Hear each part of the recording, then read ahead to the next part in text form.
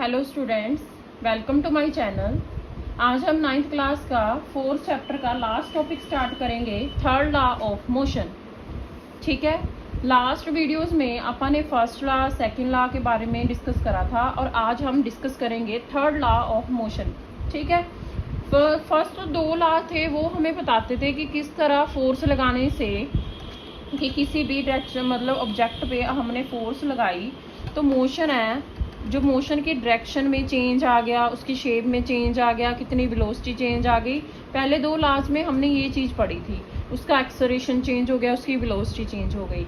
अब third law क्या कहता है, देखो थर्ड लॉ क्या कहता है। मान लो कि 2 ऑब्जेक्ट है, ठीक है, मान लो 2 ऑब्जेक्ट है, इस तरह 2 ऑब्जेक्ट है।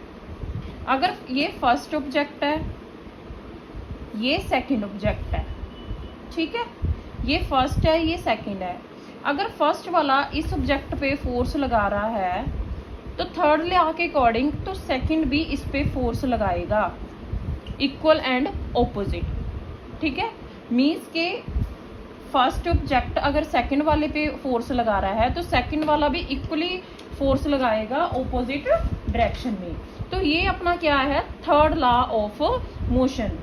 ठीक है, यानी कि आप कह सकते हैं इसमें आप कह सकते हो कि the third law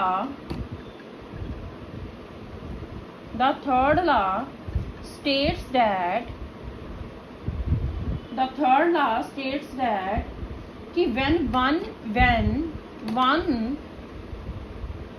object exert a force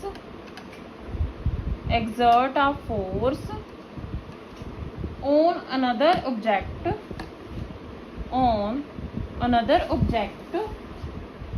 the second object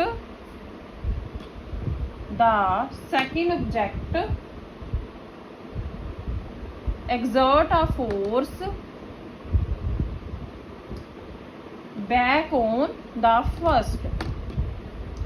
on the first। मतलब कि थर्ड लॉ क्या कहता है कि when object exert a force on another object, मतलब वन ऑब्जेक्ट अनदर ऑब्जेक्ट पे फोर्स लगा रहा है तो सेकंड वाला ऑब्जेक्ट एक्सर्ट करेगा बैक टू द फर्स्ट। ठीक है, मतलब हम इसको एक एग्जांपल के तौर पे समझते हैं। देखो, मान लो कि कोई पर्सन है, जैसे कि ये रोड है, ठीक है, ये रोड है, कोई पर्सन है इस पे चल रहा है, ठीक है, चल रहा है। मतलब क्या है, ये कोई पर्सन है, ये क्या है, रोड है, ठीक है। अगर पर्सन अर्थ पे, मीन्स के ये क्या है, अर्थ है, मीन्स के कोई पर्सन अर्थ पे फोर्स लगा रहा है, पर्सन ने अर्थ पे क्या लगाई, फोर्स लगाई चलने के लिए, तो अर्थ भी बैक में क्या लगाएगी, फोर्स लगाएगी उसको चलाने के लिए। मीन्स के इक्वल एंड ऑपोजिट फोर्स। मतलब अगर ये 5 न्यूटन लगा रही है तो ये भी 5 माइनस में लगाएगा। ठीक है, मतलब अर्थ भी उस पर उतनी ही फोर्स लगाएगी उसको चलाने में। जैसे कि आप फ्रिक्शन का क्या वॉकिंग करने में भी, वॉक करने में फ्रिक्शन का बहुत मदद मिलती है। तो वही चीज़ है कि जब पर्सन पे, मतलब कि पर्सन अगर अर्थ पे फोर्स लगा रहा है चलने के लिए तो अर्थ भी बैक में उतनी ही फोर्स लगाएगी उसको चलाने के लिए। ये अपना क्या था, थर्ड लॉ ऑफ मोशन। यानी कि देखो, जैसे कि कोई फुटबॉलर है, ठीक है, फुटबॉलर है, मान लो ये फुटबॉल है, ठीक है, ये कोई पर्सन है, मतलब ये इसको किक करता है, मतलब ये क्या है, फुटबॉल है। ये कोई पर्सन है, ये इसने इसको किक करना है। अगर ये किक करता है तो कई बार क्या होता है कि जब पर्सन इस पे फोर्स लगाता है तो बैक में फुटबॉल भी पर्सन पे फोर्स लगाती है तो पर्सन के क्या होती है, इंजरी हो जाती है, हर्ट हो जाता है। मीन्स कि वो इक्वल एंड ऑपोजिट फोर्स लगा देती है। ठीक है, जो इक्वल एंड ऑपोजिट फोर्स होती है उनको कहते हैं एक्शन एंड रिएक्शन।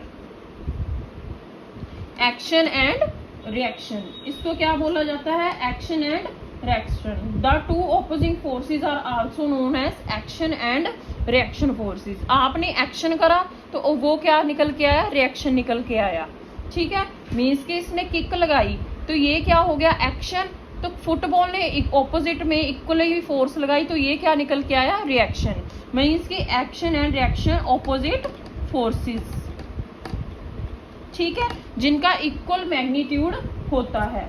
ठीक है, अब देखो एक और एग्जांपल है, जैसे कि बोट, कोई पर्सन है, मान लो कोई बोट है ऐसी करके, ठीक है, ये आगे उसने मतलब ये उसने आगे जाना है, ठीक है, मीन्स कि ये बोट है, ठीक है, पर्सन ने क्या, इसका एक पर्सन का पैर यहाँ है, एक उसने यहाँ छलांग लगानी है, ठीक है, मीन्स के क्या होएगा कि जैसे ये पर्सन है, इसने क्या करना है कि फोर्स, ये पर्सन जो है इस पे क्या लगाएगा, फोर्स लगाएगा उतरने के लिए, ठीक है, बोट से छलांग लगाने के लिए या उतरने के लिए, जंप करने के लिए इस पे फोर्स लगाएगा।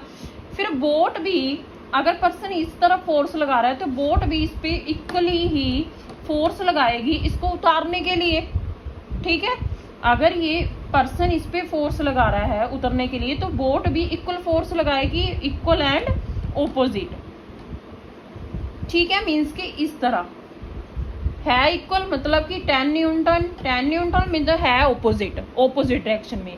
तो इससे क्या होएगा, जो पर्सन है वो आगे की तरफ फॉरवर्ड मतलब फॉरवर्ड आगे आ जाएगा और बैकवर्ड मीन्स के जो बोट है वो पीछे की तरफ चली जाएगी। तो इससे पर्सन जो है वो आगे की तरफ आ जाएगा। तो ये अपने पास क्या था, third law of motion. Means के ये सारी जो एग्जांपल है ये थर्ड लॉ ऑफ मोशन की हैं, कि इसको हम कह सकते हैं कि एक्शन और रिएक्शन मतलब जो निकल के आते हैं डिफरेंट टू ऑब्जेक्ट में आते हैं, एक ये ऑब्जेक्ट हो गया, एक ये ऑब्जेक्ट हो गया, इसने एक्शन करा, इसने रिएक्शन करके दिखाया, इक्वल एंड ऑपोजिट। तो आप कह सकते हो every action and reaction in equal and opposite, ठीक है। तो ये चीज आप